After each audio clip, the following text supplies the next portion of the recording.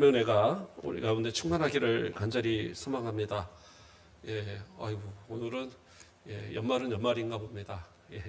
여러 또 행사들이 있어서 많이 저기 하신 것 같은데, 자 오늘 이제 요한계시록 얼마 안 남았습니다. 19장, 20장, 21장, 22장 그래서 한 4장 정도 남았는데요. 내용들도 앞에 있는 내용들 같이 막 어렵지는 않습니다. 그래도 우리 마무리를 하면서 또 우리에게 어떻게 보면 복된 약속의 말씀드리니까 또 함께 은혜 받길 바랍니다. 오늘 본문은 1절에서 10절까지의 내용을 우리가 살필 건데요. 두 가지의 내용이 있습니다. 하나님의 영원하신 통치에 대한 찬양과 어린 양의 그 혼인잔치에 대한 기약이 이제 곧 이르게 됐다라는 이 사실을 두고 말씀하는 그런 내용이 이제 쭉 나타나고 있어요. 자, 19장 1절에 보면 이 일 후에 내가 들으니 하늘에 허다한 무리의 큰 음성 같은 것이 있어 이르되 이렇게 나오죠. 이 일 후라는 것은 보통은 이제 앞에서는 어떤 장면이 바뀔 때에 대한 이야기지만 여기서는 앞에서의 큰 바벨론, 음녀, 이 바벨론이 멸망하고 나서 그 멸망한 이후에, 이 멸망한 사건 이후에 나타나는 환상이다라는 의미입니다. 그래서 연관성이 있어요. 그래서 그 일 후에 내가 들으니 하늘에 허다한 무리의 큰 음성 같은 것이 있었다. 그러니까 허다한 무리와 같은 큰 음성이라는 것은 그러니까 아주 수없이 셀 수 없이 많은 그런 사람들이 지금 이 찬양을 그러니까 소리를 내고 있다라는 거죠. 지금 이제 그것을 이야기하는 겁니다. 그러면 이것을 말하는 사람들은, 이 허다한 무리는 어떠한 사람들일까? 그렇죠? 바로 전장의 20절에 보면 18장 20절을 보면 하늘과 성도들과 사도들과 선지자들아 그로 말미암아 즐거워하라 하나님이 너희를 위하여 크게 심판을 행하셨음이라라는 말씀이 나와요. 그러니까 즐거워하라고 말씀하면서 뭐예요? 하나님께서 큰 심판을 행하셨다. 그러면서 바벨론의 멸망을 이야기했거든요. 그래서 여기서 이 허다한 무리들이 외치는 그 찬양을 19장에서 보면 할렐루야 구원과 영광과 능력이 우리 하나님께 있도다. 그의 심판은 참되고 의로우신지라 음행으로 땅을 더럽게 한 큰 음녀를 심판하사 자기의 종들의 피를 그 음녀의 손에서 갚으셨도다. 이렇게 나오죠. 그러니까 앞에서 말씀하신 그 심판으로 인하여서 즐거워하라고 했던 그 말씀이 여기서 지금 연결이 되고 있는 거예요. 그러니까 여기서 허다한 무리들은 앞에서 말하고 있는 20절에 그런 하늘과 성도들과 사도들과 선지자들, 이러한 저 영원한 천국에 지금 거하고 있는 그러니까 승리교회라고 보통 표현을 하는데 그 성도들, 천상교회의 성도들을 의미하는 그러한 이제 말씀이 되고 있어요. 이들에 관해서는 이제 보면 그 7장 9절에서 보면 하나님과 어린 양을 찬양하는 그런 아무도 셀 수 없는 큰 무리라는 이 무리가 나와요.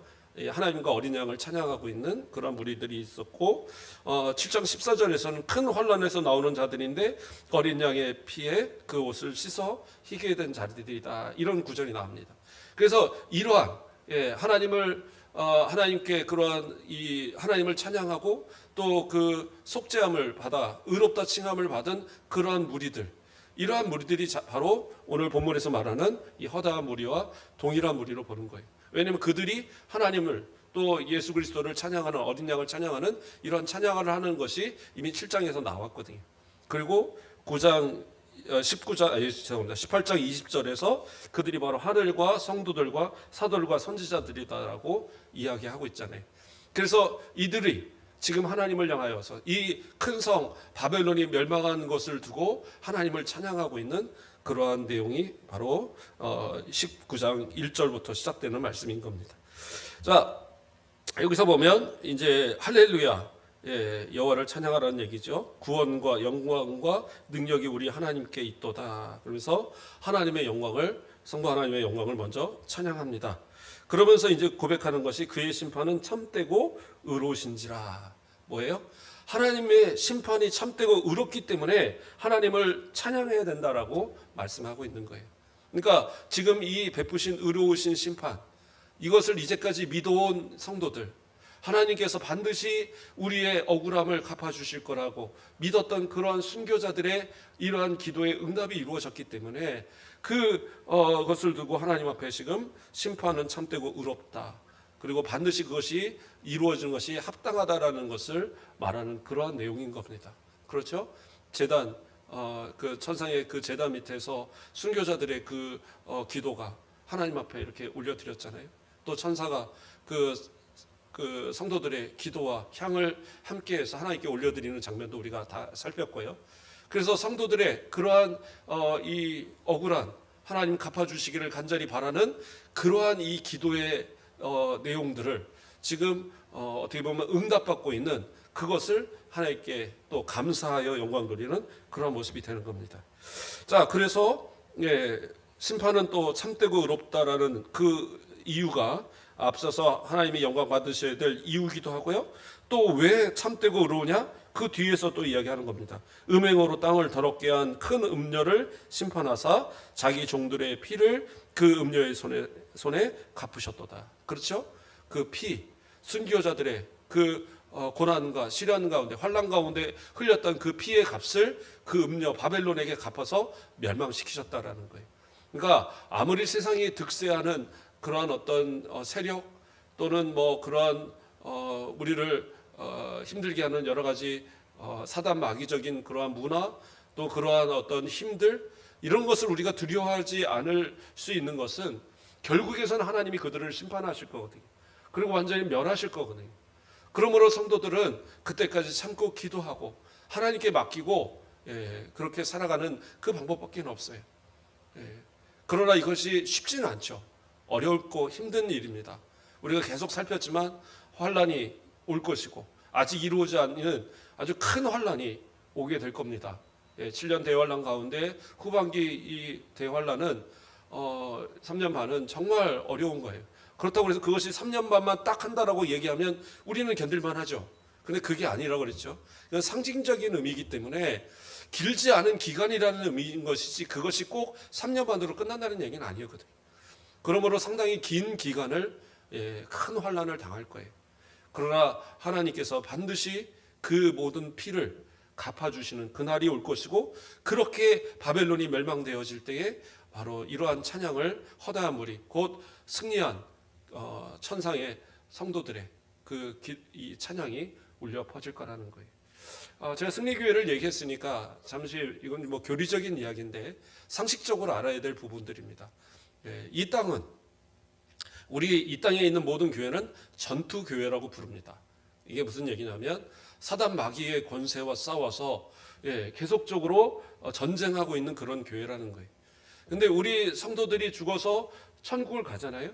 그럼 그때는 어떻게 해요? 하나님의 완전한 통치 가운데 있고 더 이상은 마귀가 그곳까지 근접할 수는 없습니다. 그래서 승리한 교회다. 그래서 승리교회라고 불러요. 그래서 지상의 교회는 전투교회, 천국에 있는 교회는 승리교회, 이렇게 이제 구분을 합니다.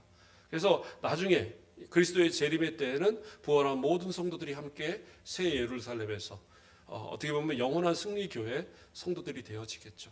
지금 이제 그러한 가운데 바로 이 승리교회에 속한 성도들이, 순교와 또는 믿음을 지키다가 하나님 앞에 먼저 간 성도들이 부르는 찬양으로 보는 것이 올바른 해석입니다.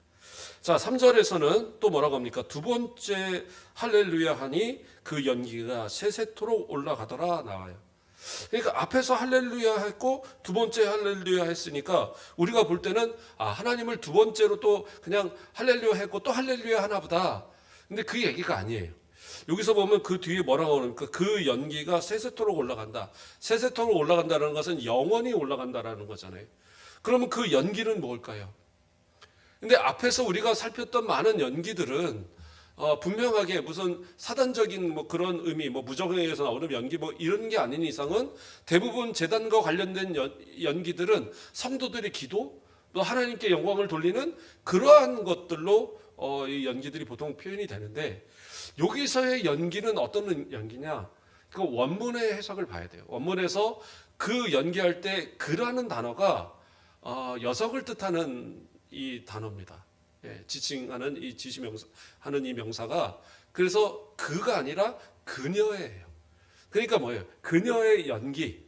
그녀의 연기가 세세토록 올라간다. 그 여자의 연기가 세세토록 올라간다는 거예요. 이건 뭐예요? 앞에서 말했던 바벨론의 완전한 멸망으로 인해서 완전히 그 불타지고 깨어지고 초토화되어서 그 연기가 막 올라가는 것을 얘기하는 거예요. 그러면 이것이 왜 영원토록 되어진다고 얘기했느냐? 이 바벨론의 멸망으로 이 멸망은 다시는 회복될 수 없는 멸망이라는 거예요. 어떠한 이 회복도 이룰 수 없는 사단 마귀 세력의 이 음녀 바벨론은 이 멸망당한 이유, 하나님께서 멸망시키신 이때부터는 다시는 회복될 수 없다라는 것을 보여주는 그러한 것입니다. 그러고서 이것이 올라갔다라는 것은 그 멸망의 소식이 바로 하나님 앞에 들려졌다라는 그러한 이제 표현으로서 설명하고 있는 거예요. 그러니까 하나님께서 그 모든 멸망을 하나님께서 받아버리신 거죠. 마치 여리고성을 멸망시켰을 때 아무도 그 소유권을 갖지 못했고, 그 타락한 그 성의 멸망을 통해서 그 멸망을 하나님께서 받으셨던 것처럼 결국에는 그것이 올라갔다는 표현으로서 이렇게 설명한 겁니다. 자, 그리고 4절에서는 이야기합니다. 또 24장로와 네 생물이 엎드려 보좌에 앉으신 하나님께 경배하되. 자, 여기서 또 24장로와 네 생물이 나옵니다. 이 24장로와 네 생물은 앞서서 4장에서 함께 나왔어요. 중간에도 뭐 이렇게 한 번씩 나오기는 했지만 4장에서 나와서 하나님의 하나님의 보좌를 24장로들이 두르고 또 그 사방을 이 네 천사, 이가 6개의 날개를 가진 이 각각의 이 얼굴들, 그렇죠? 그 모습들이 각각 어떤 모습들이었습니까? 이제 4장 7절 말씀을 보면 그 첫째 생물은 사자 같고 그 둘째 생물은 송아지 같고 그 셋째 생물은 얼굴이 사람 같고 그 넷째 생물은 날아가는 독수리 같은데, 이렇게 나왔죠. 이 네 가지의 형상, 이 형상들을 가졌던 이 천사들, 그래서 이 두 무리가 하나님 앞에 또 찬양을 돌리는 그러한 모습이 나타나는 거예요. 여기서 뭐라고 이제 경배를 합니까? 아멘 할렐루야라고 얘기하고 있어요. 아멘 할렐루야. 아멘이라는 뜻이 뭐예요? 진실로 뭐 이런 뜻이죠. 근데 여기서는 이제 동의를 나타내는 겁니다. 아, 그렇습니다. 하나님을 찬양합시다라는 얘기를 하고 있는 거예요. 그럼 무엇에 대한 동의입니까? 바로 앞에서 말한 무리들이 얘기했던 그의 심판은 참되고 의로운지라 말했던 이 심판이 참되다는 사실을 지금 이 24장로와 또 이 네 생물들이 보좌를 향하여서, 하나님의 보좌를 향하여서 아멘 그렇습니다, 여호와를 찬양합니다, 지금 고백하고 있는 겁니다. 그리고 이제 보좌로부터 5절 말씀을 보면 보좌에서 음성이 나서 이르되 하나님의 종들 곧 그를 경외하는 너희들아, 작은 자나 큰 자나 우리 하나님께 찬송하라, 이렇게 나옵니다. 자, 이게 이제 아주 내용은 간단하지만 해석은 쉽지 않습니다. 왜 그러냐면 5절을 보면 보좌에서 음성이 나서라고 나왔어요. 이게 보좌라고 이것을 단독으로 이야기할 때는 24의 장로의 보좌나 이런 보좌를 얘기하는 게 아니에요. 이것은 하나님의 보좌를 뜻할 때 얘기하는 거거든요. 그러면 하나님의 보좌에서 음성이 났어요. 그럼 누구의 음성이에요? 하나님의 음성이잖아요. 근데 여기서는 하나님의 음성이 아니에요. 왜 하나님의 음성이 아니냐면 그 내용을 보면 하나님의 종들 곧 그를 경외하는 자들아, 작은 자나 큰 자나 우리 하나님께 찬송하라. 그러면서 하나님을 찬송해야 될 대상으로 지금 찬송하라고 말하고 있는 거예요. 그러면서 하나님을 찬송합니다. 그러면 누구예요? 하나님이 아니시다라는 거예요. 그러면 성자 예수님이신가? 왜냐하면 구약에서 또 이 요한계시록 안에서도 성부와 구별되는 하나님으로서 예수님이 나타나잖아요. 그러면 예수님을 얘기하는 거냐? 그것도 아니에요. 왜? 예수님이 만약에 이 말씀을 하셨다면 우리 하나님이라고 말하지 않아요. 그렇죠?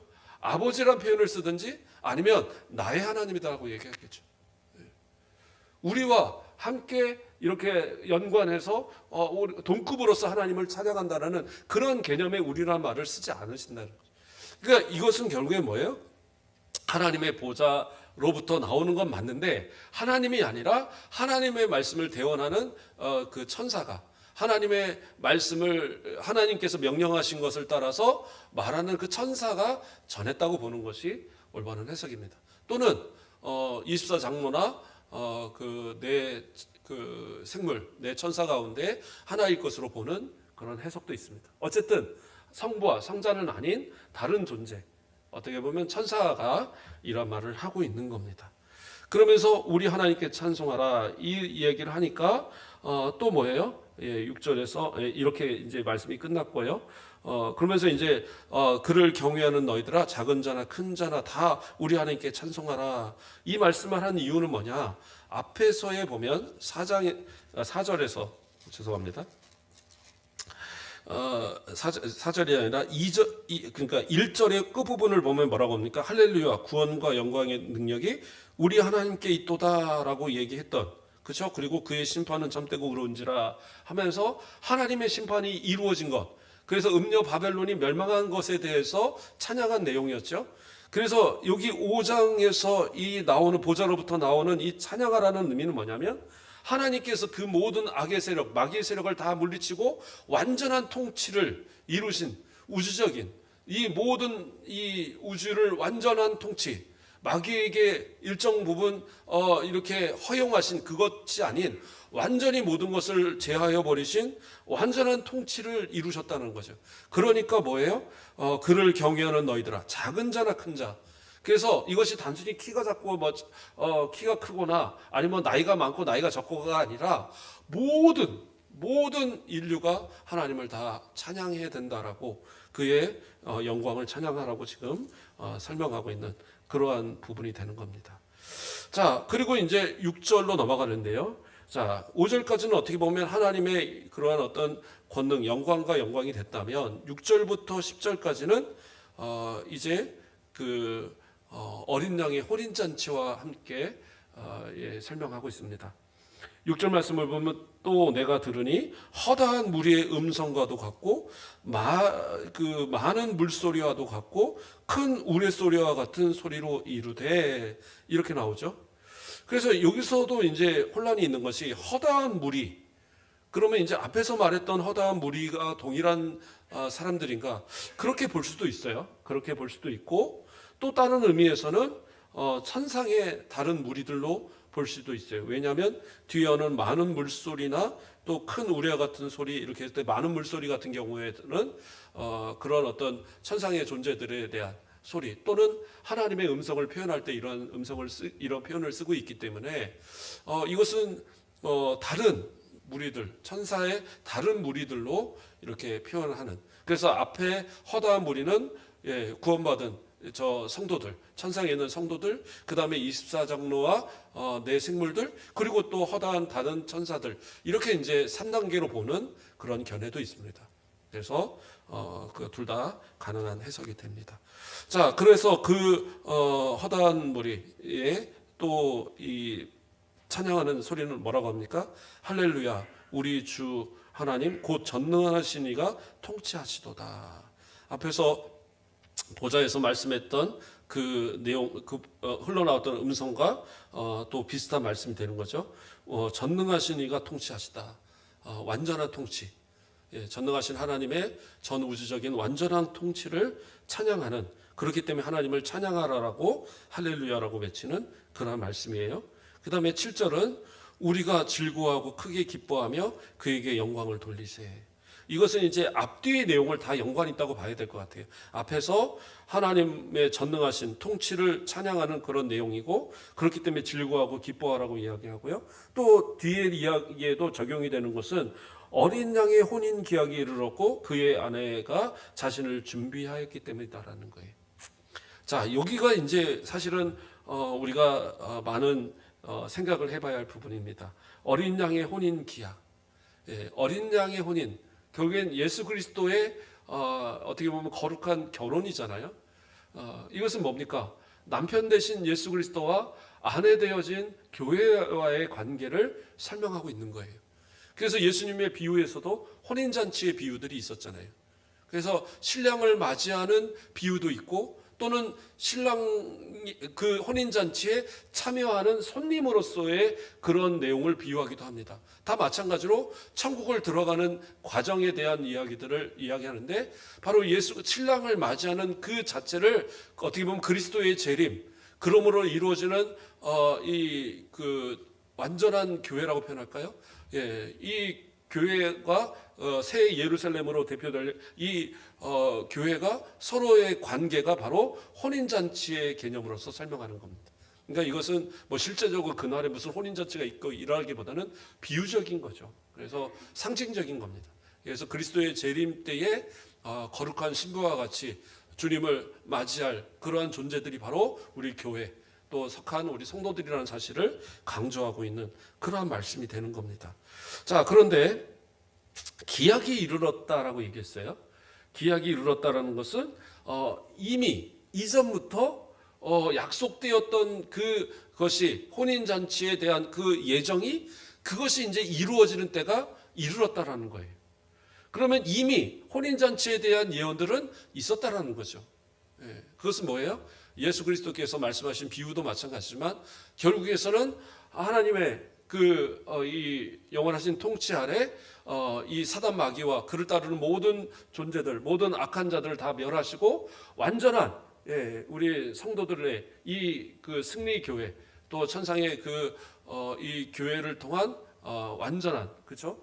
그때는 더 이상의 이 땅에 이 육신을 가지고 살아가는 존재들이 없는 부활의 이후의 이야기니까 그래서 영원한 천국에 거하는 이 천상의 이 교회와 더불어서의 그러한 이 참된 혼인의 관계 그러한 이 관계가 이루어지는 것이 바로 이때라고 이야기를 하는 겁니다. 그래서 이때에는 그런데 여기서 보면 그의 아내가 자신을 준비하였다라는 말이 나오죠. 그러니까 이 말이 혼인 기약이 이르렀으면 아직 혼인을 한 상태가 아닌데 아내가 준비되었다라는 얘기를 하잖아요. 신부가 준비되었다라고 하지 않고 아내가 준비되었다. 그러니까 이것은 이 당시에 이제 결혼법을 어떻게 보면 약간 반영한 겁니다. 그러니까 우리는 좀 이해가 안 가지만 이 유대인들은 딱 들었을 때 이해가 가요. 왜 이해가 가냐면 정혼이라는 우리로 말하면 옛날 같으면 약혼 관계가 있었어요. 우리는 이제 약혼했다가도 마음에 안 들면 깨버려. 그러면 이제 깨질 수 있는 그러니까 요즘에는 이제 약혼을 안 하시고 다 바로 결혼을 하는데 과거에는 약혼을 하고 보통 이제 몇 달이나 아니면 한 1년쯤 있다가 이렇게 결혼을 하고 이런 우리나라도 그런 게 있었잖아요. 그것처럼 유대인들도 그러한 약혼을 하고 또 일정 기간 서로 떨어지는 가운데 혼인을 잘 준비하고 그리고 이제 신랑이 신부 집으로 가서 또 결혼 예식을 하고 또 데려오고 뭐 이런 이제 과정들이 있게 되거든요. 그래서 그 정혼의 기간도 이 신랑과 신부는 다 마찬가지로 결혼한 남편과 아내로 칩니다. 그래서 이때 만약에 부정한 일이 발견이 되면 여인은 돌로 맞아 죽을 수가 있어요. 처녀인 상태, 이런 정혼하지 않은 상태에서는 만약에 남녀가 이렇게 사랑을 나누다 걸렸다. 그러면 그런 결혼을 시켜버리고 끝납니다. 결혼을 시켜버리고 끝나는데 그런데 이 정혼한 상태에서는 만약에 다른 사람과 연애하다 걸렸다. 그러면 돌에 맞아 죽어요. 똑같이. 왜냐하면 그것을 결혼으로 보는 겁니다. 그래서 여기서는 이 사도 요한도 바로 이것이 부인이다라는 표현으로서 이것을 설명하고 있는 것이고 또 마찬가지로 이 무리의 찬양을 통하여서 아내라는 표현으로서 사용하고 있는 거예요. 자, 그의 아내가 자신을 준비하였어요. 그럼 그 준비는 어떻게 되었느냐? 8절에 그에게 빛나고 깨끗한 세마포 옷을 입도록 허락하셨으니 이 세마포 옷은 성도들의 옳은 행실이로다. 이렇게 나왔어요. 자, 깨끗한 세마포. 이 세마포 옷은 예수 그리스도의 보혈로 씻은 이 세마포를 얘기하는 거예요. 보혈은 붉은색이지만 그러나 씻은 바 되어진 이 세마포 옷은 아주 흰 하얀색이 되는 거죠. 그래서 이 하얀색의 이 세마포 옷을 입도록 허락하셨다. 그래서 하나님께서 이 예수 그리스도의 보혈로 씻은 바 되어진 깨끗한 이 세마포 옷을 바로 그 어린 양이신 예수 그리스도를 통해서 주어지도록 한 거예요. 그러니까 이 세마포 옷을 입은 신부는 어떻게 해요? 그 옷을 입었는데 여기서 이 세마포 옷은 성도들의 옳은 행실이라고 말하고 있어요. 그러니까 성도들의 옳은 행실이라고 말하니까 착하게 살자 그건가 보다. 옛날에 무슨 카페들이 여기다 착하게 살자 막 이렇게 쓰고 그런 것도 막 나오고 코미디 같은 데 나오고 그랬는데 지금 그 얘기가 아니에요. 그러니까 얼핏 보면은 그래 성도들이 옳은 행실이구나. 그러니까 우리는 옳게 살아야 됩니다. 착하게 살아야 됩니다. 깨끗하게 살아야 됩니다. 이렇게 말할 수 있는데 그러나 이것은 그 얘기가 아니에요. 왜요? 이 옷을 누가 주셨어요? 어린 양이 주셨어요. 어린 양의 피로 씻은 이것을 하나님께서 그 아들의 혼인을 위해서 주시고 준비하신 것이고 이것을 어린 양을 통해서 주신 거예요. 그러니까 내가 입은 것이 아니라 주셔서 입은 거예요. 그래서 우리가 이것을 옳은 행실로 번역을 했으니까 그러는데 원래의 뜻은 성도들의 의로움입니다. 의로움. 그러니까 의롭다라는 것을 의로움이라는 그것을 갖다가 여기서는 이것을 옳은 행실이다라고 번역을 한 거예요. 그러니까 어떻게 보면 약간 오해되게 번역을 한 겁니다. 그래서 이 의는 우리의 의가 아니에요. 예수 그리스도의 보혈을 통해서 씻음바 되어짐으로 예수 그리스도를 통해서 전가되어진 의. 우리가 지금 새벽에 보는 로마서에서도 이야기하고 있는 것처럼 우리의 노력과 우리의 수고로 얻어진 게 아니라 예수 그리스도께서 그 보혈의 피로 씻음바 되어서 그 의를 우리 가운데 전가되었기 때문에 우리가 깨끗한 거예요. 지금 그렇지 우리가 우리의 노력으로 옳은 행실을 통해서 깨끗해졌다는 게 아니라는 거예요. 그래서 그것을 입은 그 성도들은 준비를 마친 거예요. 그래서 하나님께서 의롭다라고 하신 그 의는 결코 변하지 않습니다. 그것은 취소되지 않아요. 그래서 그것을 입고 준비된 그 성도들은 결국엔 어떻게 해요? 그 혼인잔치가 베풀어졌을 때 거룩한 신부로서 거룩한 신랑이신 예수 그리스도를 맞아서 혼인잔치를 이루게 되는 거죠. 그것이 바로 그리스도의 재림 때에 이루어질 그 주님을 맞이할 그 때를 상징하는 그런 내용이 되는 겁니다. 자, 그리고 이제 9절 말씀에 천사가 내게 말하기를 기록하라 하면서 또 천사가 나타나요. 요한계시록에 워낙 천사가 많이 나타나니까 이 천사가 누구냐 뭐 이런 것도 이제 얘기가 많은데 누구라고 특정하기는 좀 어려울 것 같아요. 앞에서 이제 중요한 이야기를 했던 그런 천사로 보는 견해도 있지만 여기서 이 천사는 참 특별한 모습이 있습니다. 뭐가 특별하냐면 10절 말씀을 보면 내가 그 발에 엎드려 경배하려 하니, 그러니까 마치 하나님 경배의 대상으로 보이는 하나님으로 보일 정도로 아주 그런 이 아름답고 그런 영광스러운 모습을 취하고 있었다라는 거죠. 그러니까 자칫 어떤 사람들은 이게 하나님 아니야? 아니 하나님 아니라면 예수 그리스도 아니야? 그런데 아니라고. 그래서 자신은 아니라고 얘기합니다. 뭐라고 그래요? 나는 너와 예수의 증언을 받은 내 형제들과 같이 된 종이니, 그러므로 자기들이 일반적인 천사다라는 것을 이야기하고 있어요. 근데 원문에서도 마찬가지로 9절에 천사가 내게 말하기를 하지만 실제로 천사는 단어가 없어요. 이것은 의역을 한 겁니다. 뒤에 이 내용을 보면서 우리와 같지 않고 우리와 같은 그러한 영적인 어떤 존재, 그러면 뭐예요? 천사죠. 그러니까 천사라고 의역을 한 거지. 원문에는 사실 이 천사라는 단어가 없어요. 근데 이걸 번역하고 의역해서 천사라고 표현을 한 겁니다. 자, 그렇게 해서 이제 이 천사, 다시 이제 9절로 가서 천사가 얘기하는데 뭐라고 그래요? 기록하라. 어린 양의 혼인잔치에 청함을 받은 자들은 복이 있도다 하고, 또 내가 말하되 이것은 하나님의 참되신 말씀이라 하기로. 자, 여기서 어린 양의 혼인잔치에 청함을 받은 자들. 그러니까 이것은 사실은 거룩한 신부의 다른 표현인 겁니다. 그러니까 이 혼인잔치가 단순히 그냥 진짜 결혼식이라면 신부가 있고 손님은 따로 구별이 되겠죠. 그러나 예수님의 비유에서도 예수님도 거룩한 신부로서의 어떤 성도들을 비유한 것이 있는가 하면 손님으로서, 그래서 의복을 입어야 되는 그러한 손님으로서의 이 성도들을 표현하기도 합니다. 그래서 이것은 약간 중의적인 어떤 두 가지의 이 뜻이 한꺼번에 이제 공존한 그러한 이 부분인 거예요. 그래서 앞에서 말했던 거룩한 신부와 같이 마찬가지로 이 손님도 이 거룩한 예식에 자격을 갖춘, 정말 구원받을 저 새 예루살렘에 들어갈 수 있는 그러한 사람이 누군가라는 것을 이야기하고 있는 거예요. 자, 다시 한번 봅니다. 그래서 뭐라고 그래요? 혼인잔치에 청함을 받은 자들은 복이 있다. 그래서 아무나 천국 못 간다는 거예요. 아무나 예수 믿고 구원받을 수 없다라는 거예요. 누가요? 하나님께서 불러주신 그 혼인잔치에 참여할 수 있도록 초청받은 그러한 자들이 부름을 받아요. 그런데 보면 예수님의 비유에서도 나오지만, 그렇죠? 먼저 부름을 받았던 저 유대인들, 나는 장가 가야 되고, 나는 밭을 샀으니 밭을 갈아야 되고, 나는 소를 샀으니 시험해 봐야 되고, 난 그래서 못 가. 그 결국에는 어떻게 해요? 하나님께서 임금이 신하들, 그 종들을 보내서 길거리로 보내갖고 강권하여 내 자리를 채우라고 그러잖아요. 어떻게 보면 그것도 결국에는 하나님의 은혜의 초청이에요.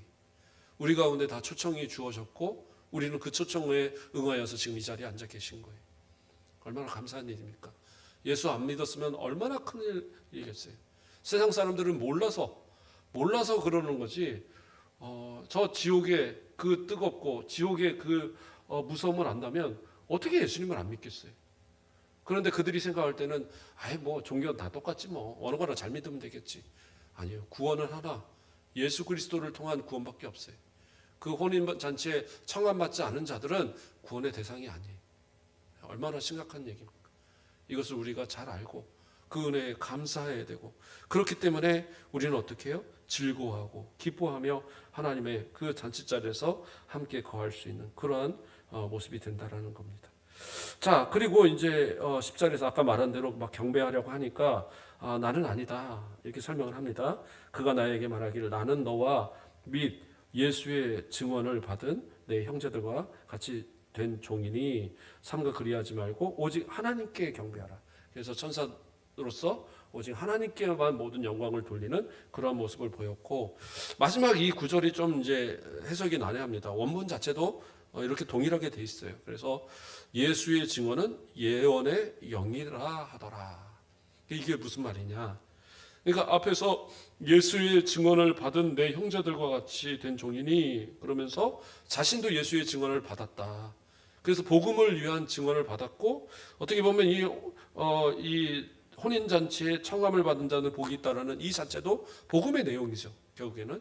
그래서 이것을 받은 것이 어떻게 받게 됐느냐, 그걸 말하는 거예요. 그래서 예수의 증언은 예수의 영이라, 이것은 예수의 영을 통해서, 결국엔 성령을 통해서, 예수의 영을 통해서 내가 받게 된 것이지, 내가 어떤 능력이 있어서 지금 이것을 전하는 것이 아니다라는 것을 변명하는 그런 내용이 되는 겁니다. 그래서 하나님 앞에서 이 천사는 철저하게 자신을 낮추고 하나님의 말씀만이 증언되기를 이렇게 이야기하는 그런 예수 그리스도의 증언만이 전해지기를 말하는 그런 내용이 되는 겁니다. 자, 오늘 말씀을 좀 정리하겠습니다. 하나님의 음녀 바벨론을 통하여 하나님의 완전한 통치가, 이 바벨론의 멸망을 통하여 하나님의 통치가 이루어졌고, 이제 어린 양의 혼인잔치의 기약이 다다랐다는 겁니다. 그곳에 참여할 수 있는 사람들은 그 세마포 옷을 입은 교회, 또 그의 구성원들이 되어지는 초청받은 자들, 바로 우리들이 되어진다는 사실입니다. 그러므로 우리가 의롭게 되어진 것이 우리의 노력과 수고는 아니지만, 오늘 새벽에도 우리가 살폈지만, 우리는 예수 그리스도를 믿음으로써 세례를 받는 것이 결국에는 저 십자가에 우리의 모든 죄는 다 이미 죽은 존재들인 거예요. 이미 모든 죄가 죽었기 때문에 더 이상은 죄의 모습으로 살아갈 수 있는 그런 존재들이 아니에요. 그 거룩한 신부로서, 또 초청받은 자들로서 예복을 준비되어진 우리라고 한다면 당연하게 우리가 받은 의의를 따라서 의로운 삶을 살아가는 것은 당연한 거예요. 그래서 그 의로움, 하나님의 그 주시는 예복에 합당한 모습을 갖기 위해서, 또 그 삶 속에서 어떤 사단 마귀의 유혹과 시험과 여러 가지 이단의 이 세력의 유혹에도 넘어가지 마시고 진짜 믿음으로 끝까지 지켜서 하나님 앞에서는 우리들이 되어야 된다는 사실입니다. 사단은 여러 가지 방법으로 우리를, 어떻게 보면 이제까지의 마귀는 여러 가지 그 핍박과 이런 것으로 교회를 핍박해 왔다면, 지금은 한동안은 또 이단들을 통해서 교회를 또 많이 힘들게 했고요. 그러나 지금은 그러한 것보다는 오히려 경제적인 것, 문화적인 것으로 더 이 공격하고 있지 않는가. 그래서 놀 곳이 너무 많고 하고 싶은 게 너무 많고 너무 편안하고 누릴 것이 많다 보니까 이거 하다 보니까 예수 믿을 시간이 없고 예배할 시간이 없고 기도할 시간이 없는 거. 이런 모습이 돼서 안 되지 않는가. 아무런 핑계가 필요 없습니다. 하나님 앞에 그 정결한 신부와 같이 초청받은 그러한 성도들, 이 손님과 같이 잘 준비되어진 모습으로 주님 앞에 설 수 있는 저와 여러분 되길 주님의 이름으로 축원드립니다. 기도하겠습니다. 사랑의 하나님, 감사를 드립니다. 우리를 사랑하여 주시고 저 음녀 바벨론이 멸망되어질 때에 그 거룩하신 주님께서 준비하신 혼인잔치, 거룩한 신부 되어진 교회의 일원으로서 또 초청받아 그 자리에 참석하는 손님과 같이 거룩한 예복을 입고 주님 앞에 설 때가 우리 가운데 있을 터인데, 그때에 예복이 없어서 쫓겨나는 이러한 모습이 없도록 우리를 붙들어 주시고 예수 그리스도의 피로 씻음바 되어진 그 의복을 입고 또 이 땅을 살아갈 때에도 주님 앞에 부끄럽지 않는 신앙의 모습, 더 충성되고 더 잘했다 칭찬받을 하나님의 사람들의 모습을 지켜갈 수 있도록 인도하여 주시옵소서. 감사합니다. 예수 그리스도의 이름으로 기도드립니다. 아멘.